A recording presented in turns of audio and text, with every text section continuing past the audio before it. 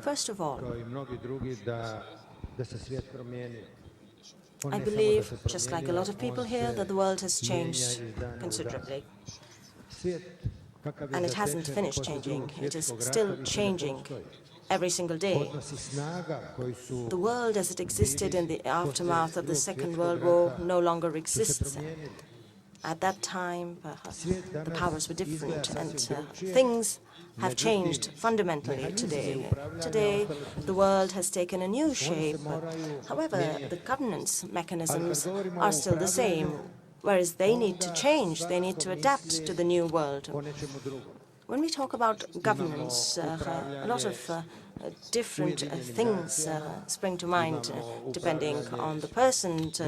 Well, there's governance according to the definition of the United Nations. There's a state governance, there is governance of financial institutions using different mechanisms. There is governance when it comes to crisis management, and it is precisely in the context of crisis management that governance, good governance, has become of paramount importance. The president of Senegal talked about the reform of the United Nations system, because indeed the representation of states, regions and continents no longer corresponds to the real situation. It was something that was decided on in the aftermath of the Second World War, but no longer holds true in the current situation. I think things have to be considered in a completely different light to be able to talk about world governance.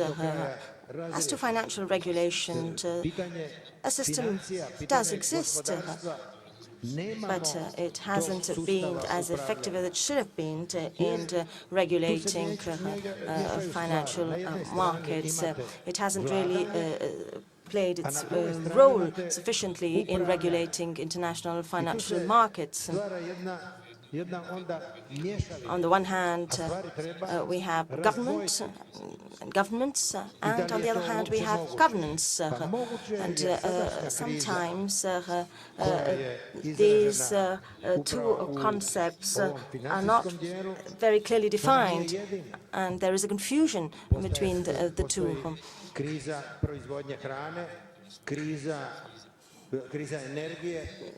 The financial crisis is not the only crisis. There is also a food crisis, there's an energy crisis, and all these crises need to be managed. Now the question is today's world capable of managing such serious crises? Do we have the means to do so? That is the key question. And to answer this question, I would like to give you a personal example. I was the head of the state of Yugoslavia at the time where it was on the verge of disappearance. And I thought that the model that was being used could not survive in the future. And therefore, it was obvious that the states that made up the Yugoslav Federation had the right to self-determination. It was also clear at the time that the borders would be changed using force.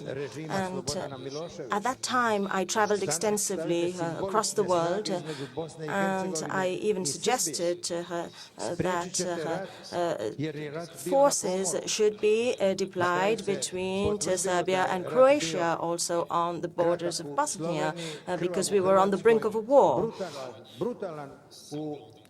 There was war in Slovenia, in Bosnia-Herzegovina, and in Serbia, finally, there was also a bloodbath. And all this could have been avoided had we proceeded with a reform of the UN system before this happened, that is to say, the reform of the UN Security Council. Had it been done as a preventive measure, we could have avoided this war.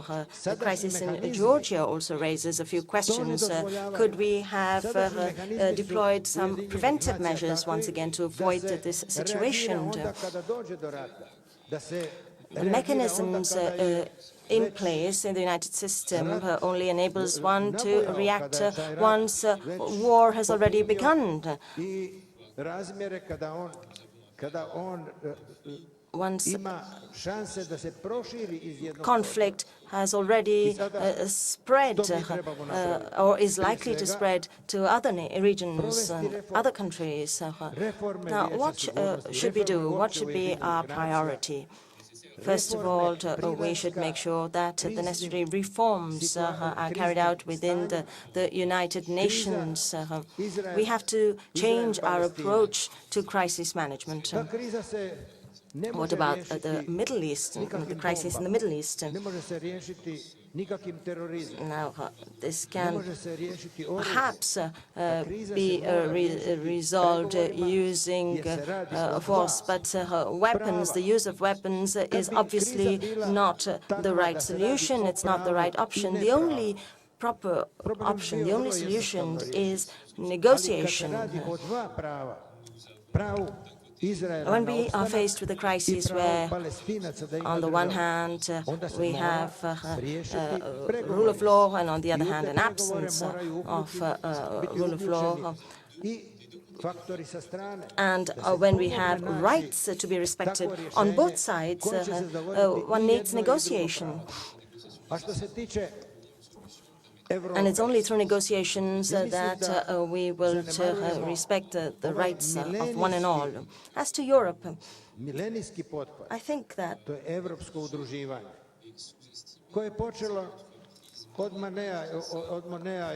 we have neglected this huge endeavor involving European integration. This is something which began with the European carbon and steel